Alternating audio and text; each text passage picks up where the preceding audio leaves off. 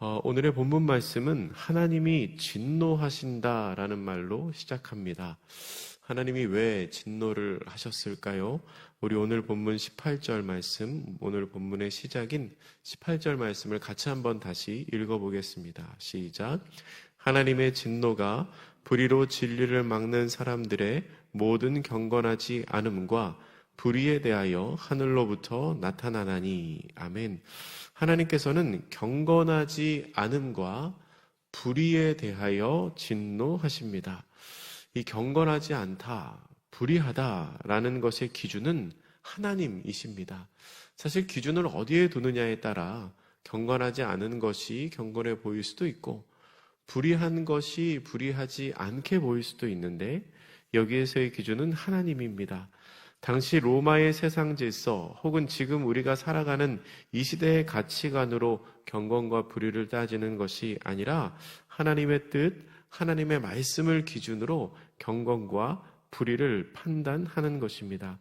그렇게 하나님의 기준을 벗어난 사람들에 대해서 하나님께서 진노하신다라고 말하고 있습니다. 그들이 그렇게 하나님의 진노의 대상이 될 수 있는 이유는 하나님을 알만한 사람들이기 때문입니다. 하나님을 모르고 하나님의 뜻을 모르면 차라리 하나님께서 그렇게 진노하시지 않습니다. 그런데 그들은 아는 사람들인데도 그렇게 행했다는 겁니다. 우리 19절과 20절 말씀 같이 한번 읽겠습니다. 19, 20절 시작. 이는 하나님을 알만한 것이 그들 속에 보임이라. 하나님께서 이를 그들에게 보이셨느니라. 창세로부터 그의 보이지 아니하는 것들 곧 그의 영원하신 능력과 신성이 그가 만드신 만물에 분명히 보여 알려졌나니 그러므로 그들이 핑계하지 못할지니라. 아멘. 19절에 나오는 그들 속에 보임이라 라는 표현은 원어의 뜻을 살려서 해석하면 그들 가운데 명백하다, 그들 가운데 분명히 있다라는 뜻입니다. 또한 20절의 마지막에 보면 하나님께서 분명히 보여주셔서 그들이 핑계를 대지 못할 거라고 말합니다. 저는 몰랐습니다. 저는 그런지 몰랐습니다. 라는 핑계 대지 못할 거라는 겁니다. 이미 분명히 알려주셨다는 거지요. 그렇게 하나님의 신성과 그 영원한 능력을 알만함에도 불구하고 알고 있음에도 불구하고 그것을 애써서 외면하고 심지어 회방하는 행위를 하는 사람들에게 하나님께서는 불의하다, 경건하지 않다라고 판단하시는 겁니다. 그리고 21절 말씀에 보면 그들은 하나님을 알되 영화롭게도 아니하며 감사하지도 아니하는 사람들이라고 표현됩니다. 그런 불의한 사람들에 대해서 하나님이 진노하시는데 그러면 어떻게 진노하시는가? 하나님이 어떻게 진노하실까요? 보통 하나님의 진노라고 하면 고대 유대인들은 예기치 못한 질병이나 죽음이나 혹은 공동체에 닥쳐오는 재난 등을 생각했습니다.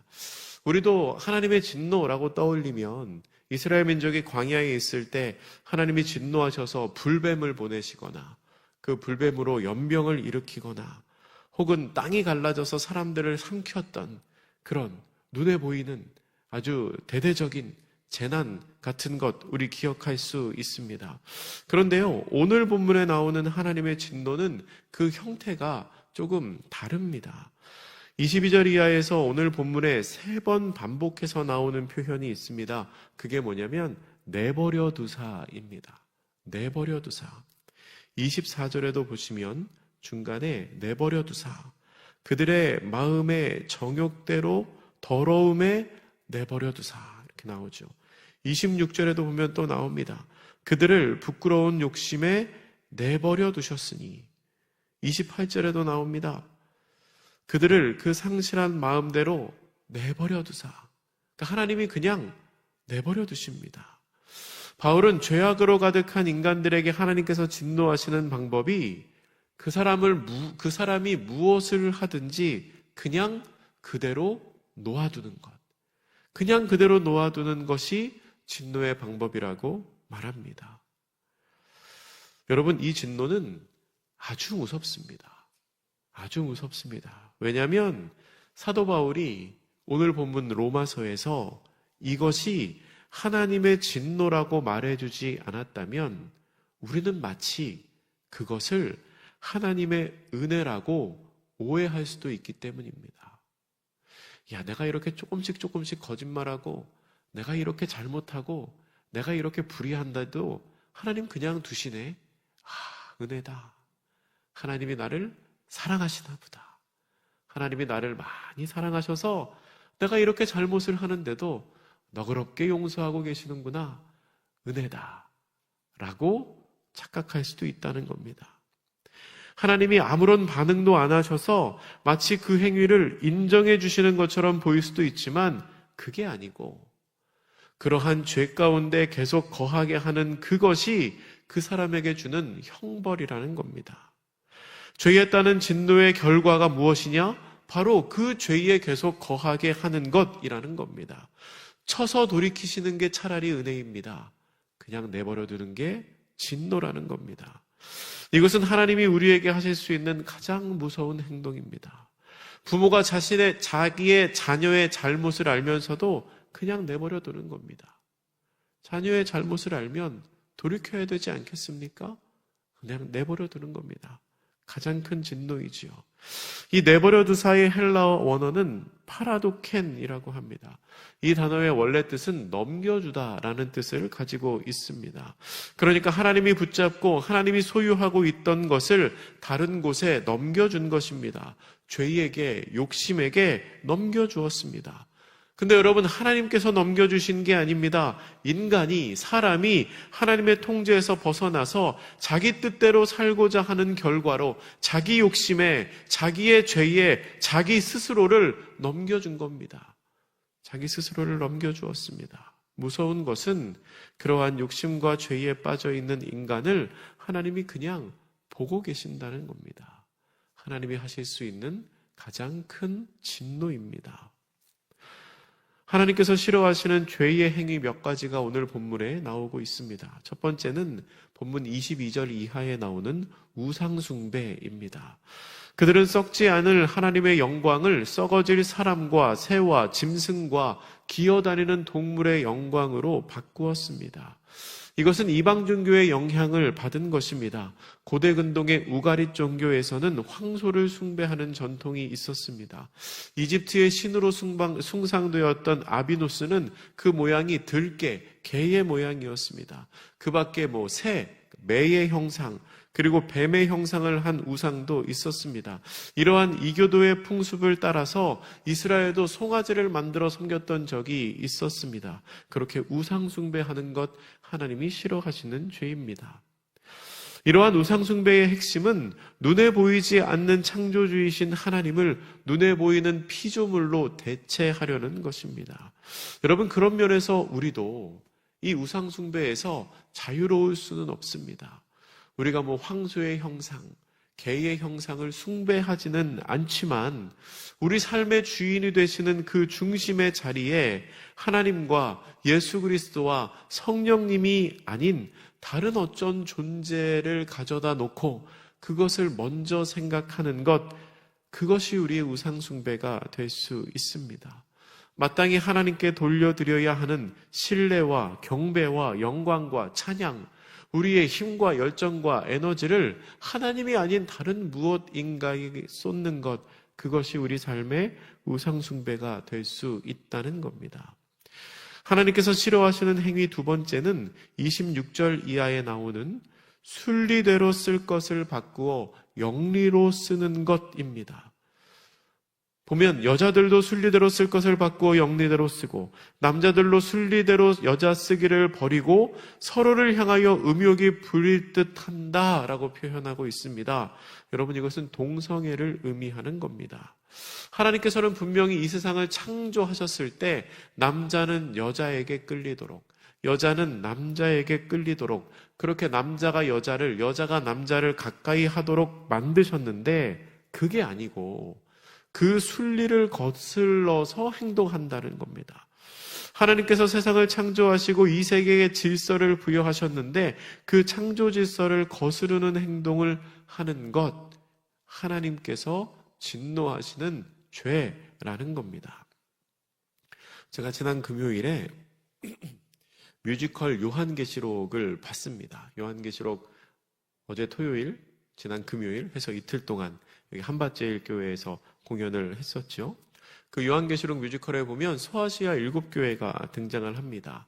그리고 주인공이 그 7교회를 다니면서 이제 복음을 새롭게 전하고 거기에서 사람들과 만나서 일어나는 일들을 이제 뮤지컬로 꾸며 놓은 곳인데요. 그 중에 이제 소아시아 7교회 중에 빌라델비아 교회가 있습니다. 이 주인공이 빌라델비아 교회에 갔는데 그곳에 동성애 문제가 있었어요. 그 사람들이 이제 남자 둘, 여자 둘이 나왔어요. 근데 남자 여자가 짝이 아니고 남자 여자 여자가 짝인 거예요. 그래서 이 남자 여자 커플이 자신들의 결혼 케이크, 결혼 축하 케이크를 만들어주지 않는다고 그 극중에 있는 빵집 사장을 고발을 해가지고 벌금을 맞게 했습니다. 그런 설정으로 이제 극이 잠깐 나오는데, 근데 여러분, 이런 일들은 외국에서 실제로 일어나는 일입니다. 동성 결혼을 축하해주지 않는다고 해서 뭐 케이크 가게가 고발당하고 목사님들이 고발당하고 이런 일이 실제로 일어나고 있죠. 근데 극중에서 그 커플들이 하는 말이 좀 그래요. 뭐 그런 얘기를 합니다. 우리가 사랑하는 게 죄는 아니잖아요. 남자랑 남자, 여자랑 여자가 사랑이 죄는 아니잖아요. 이렇게 얘기하고, 또 믿음, 소망, 사랑 중에 그 중에 제일은 사랑이라고 하는데 왜 우리가 사랑하는 걸 못하게 막습니까? 막 이렇게 얘기를 합니다. 이게 참 어처구니 없어 보일 수 있지만 그러나 사실 이미 우리 곁에 다가온 현실입니다. 우리 곁에. 그렇게 드러나는 동성애 외에도 성적인 가치관을 왜곡하는 시도는 지금 너무 많이 일어나고 있습니다. 제가 얼마 전에 기사를 보니까 어떤 스포츠 브랜드에서 이제 올 여름을 아마 겨냥하겠죠. 이제 스포츠웨어 그 광고를 하는데 여자 수영복을 광고하는데 남자 모델을 썼더라고요. 여자 수영복이에요. 여자 수영복이라고 써 있어요. 근데 모델이 남자예요. 근데 그거를 이렇게 다 홈페이지에, 메인 홈페이지에 걸어놓고 판매를 하고 있습니다. 그러니까 우리가 봤을 때 너무 이상한데 사실 그런 것에 자주 노출되는 우리 자녀들은 어쩌면 그게 자연스럽게 느낄 수 있어요. 여자 수영복을 여자가 입으라는 법이 있나? 남자가 입어도 되지. 남자 수영복도 여자가 입어도 되지. 근데 그렇게 조금씩 가치관이 무너지다 보면은 이게 참 어렵습니다. 여러분, 이 동성애 문제는 이미 유럽과 미국에서는 거스를 수 없는 파도가 되었습니다. 동성결혼이 합법화되었고요. 동성지위가 인정되는 곳에서는 동성애를 죄라고 말하는 것, 동성애자를 차별받았다고 느끼게 하는 것조차 이제 죄가 됩니다. 우리나라에서 계속해서 우리나라에도 그런 법안이 발의되고 있죠. 발의되고 있어서 정말 열심히 있는 분들이 최선을 다해서 막고 있는데 사실 이게 언제 무너질지 모르는 형편입니다. 여러분, 많이 관심을 가지시고 기도해 주시고 실제적으로 도와주셔야 돼요. 이 차별금지법이 통과되면 제가 조금 전에 했던 이런 얘기 강단에서 하면 저도 벌금 물고 설교 못하고 그런 제재를 당할 수가 있습니다. 넘어가서 하나님이 싫어하시는 행위 세 번째는 딱 잡아서 어느 한 가지가 나오는 것이 아니라 29절 이하에 그 목록이 나옵니다. 흔히 이것을 이제 악동목, 악한 덕목 그렇게 말하는데요. 불의, 추락, 탐욕, 악의가 가득한 자 해서 쭉쭉쭉쭉 3절 말씀에 걸쳐서 나오죠. 그런데 이렇게 여러 가지 악동목이 나오는데 하나님이 다 싫어하시는 행위입니다. 그런데 사실 우리 곁에 가장 가까이 있으면서 우리에게 가장 심각한 영향을 미칠 수 있는 것은 맨 마지막 32절 말씀입니다. 이 32절에 나오는 내용이 중요한데요. 이 32절도 우리 같이 한번 읽겠습니다. 시작. 그들이 이 같은 일을 행하는 자는 사형에 해당한다고 하나님께서 정하심을 알고도 자기들만 행할 뿐 아니라 또한 그런 일을 행하는 자들을 옳다 하느니라. 아멘. 여러분, 사실 우리는 악동목 29절부터 31절에 나오는 이 악한 덕목들은 경계하면서 거부하는 것이 어렵지 않습니다. 왜냐하면 이 행위들은 눈에 잘 보이니까요. 뭐 추악한 것, 탐욕한 것, 우리가 인지적으로 구분해서 저거는 하나님이 기뻐하시지 않겠다 생각해서 잘 피할 수 있습니다. 그런데 이 32절의 마지막에 나오는 이 표현, 그런 일을 행하는 자들을 옳다 하느니라. 이것도 하나님 보시기에는 죄고 하나님 보시기에는 불의인데, 이 마지막 표현에 대해서는 우리가 좀 조심해야 할 필요가 있습니다. 왜냐하면 여러분, 우리는 때로 죄에 참여하지는 않지만 죄에 참여하고 있는 사람들을 부러워하는 경우가 있습니다. 그게 옳지 않은 일이라는 것을 알면서도 그렇게 죄 가운데 있는 사람들, 예를 들어 불법과 불의로 잘 먹고 잘 사는 사람들을 부러워하는 경우가 있을 수 있다는 겁니다. 그렇게 부러워하는 행위, 혹은 묵인하는 행위, 혹은 악에 동조하는 그 행위를 오늘 본문에서 옳다 하느니라 라고 표현하고 있습니다. 내가 다른 사람에게 거짓말하지는 않아요. 내가 다른 사람들을 나쁘게 대하고 그러지는 않아요. 그런데 다른 사람들에게 나쁘게 대하여 불의한 경제적인 유익 혹은 불의로 말미암은 풍족한 사람들을 사는 것을 보며, 야, 저 사람 참 저렇게도 사네, 괜찮겠다, 좋겠다 하는 그런 부러움? 나는 그렇게 하지 않겠지만 야, 저렇게 사는 저런 것도 있구나 하면서 인정하는 것, 그것조차도 옳다 하느니라. 하나님께서 불의로 생각할 수 있는 죄가 될 수 있다는 겁니다. 여러분, 죄인이면서 불순종하는 사람들은 그 죄의 결과를 은혜로 착각하는 가운데 그 죄의 결과가 주는 자유를 심취합니다. 그러나 그것은 사실 은혜가 아니라 하나님이 주시는 무서운 형벌입니다. 그냥 내버려 두시는 거죠. 그냥 내버려 두시는 것. 근데 어떤 사람들은 그 진노의 결과를 부러워한다는 겁니다. 야, 저 사람 거짓말하고도 잘 사네.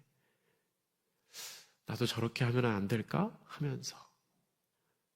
여러분, 이것 또한 우리가 쉽게 빠질 수 있는 죄의 유혹이라는 겁니다. 말씀을 정리하겠습니다. 오늘 본문은 하나님의 진노가 악한 세상 가운데 나타나는 것을 보여줍니다. 하나님께서는 우상숭배와 동성애와 악한 일들을 미워하는 분이십니다. 하나님이 죄 가운데 그냥 내버려 두시는 것은 그 사람에게 은혜를 베풀어 주셔서가 아닙니다. 그 사람을 향한 벌입니다. 그냥 그렇게 두게 되면 악이 가지고 있는 자기 파괴적인 속성 때문에 그 죄 가운데 있는 사람은 반드시 망하게 됩니다. 여러분, 우리가 내버려둠을 당하지 않는 사람들이 되기를 바랍니다. 평안하다, 평안하다. 야, 내가 이렇게 잘못을 많이 짓고 있는데도 하나님 나에게 평안을 주시는구나. 이렇게 아무 일도 없어 보이는 것이 은혜라고 착각하지 않으시기를 축복합니다. 나도 모르는 사이에 사실은 은혜 가운데 있는 것이 아니라 사실은 버려둠을 당한 존재가 되지 않기를 바랍니다. 여러분, 사실 우리는 다 죄인입니다. 우리 다 죄인이기 때문에 자칫 잘못하면 죄의 유혹에 넘어지기 쉽습니다. 하나님께서는 그러한 죄인들, 유혹에 약한 우리들을 그냥 두고 보실 수가 없어서 버려두시지 않으려고 예수 그리스도를 우리 가운데 보내주셨습니다. 여러분, 우리가 버려둠을 당하지 않으려면 예수님을 붙잡아야 합니다. 우리가 예수님을 붙잡고 우리 속에 예수 그리스도를 모시고 있으면 그 삶이 하나님과 교제하고 하나님과 함께하는 삶이 될 수 있기 때문입니다. 그렇게 예수 그리스도를 내 마음속에 모시고 하나님께서 기뻐하시는 진리와 은혜와 하나님의 뜻 가운데 살아가는 복된 성도님들 되시기를 주님의 이름으로 축복합니다.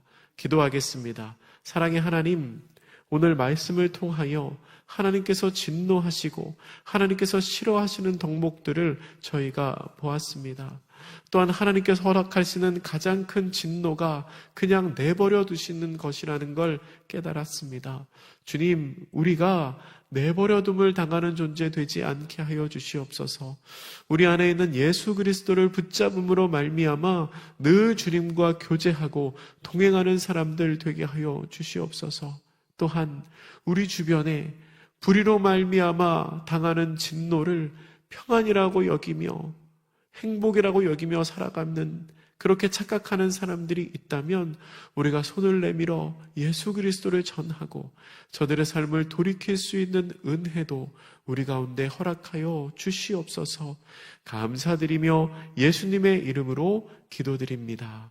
아멘.